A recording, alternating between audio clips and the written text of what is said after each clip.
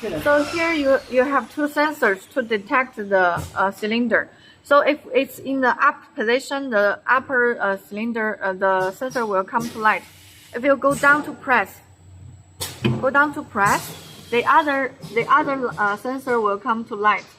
If the sensor not light, it will not work. So here, when the sensor detects no tube, it will not label. If it detects the label of tube, if it detects the tube, it will come to light and then press label. So you need to first release the pressing, and then you rotate the start wheel. So now it has seized the tube, it will label in automatic mode.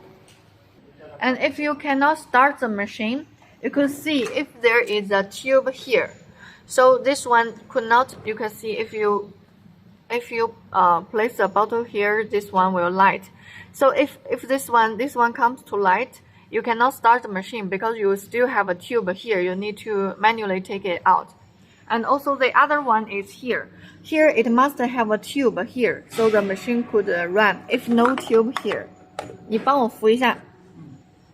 If no tube here, you can see now is with tube. If no tube here, so there is no light in the sensor, it will not start the machine, because if tube is too less, then it will not start. So now it has tube, it will always have this light then to run the machine. So if you have the machine not running, you can check both stations to see if the sensors is working well.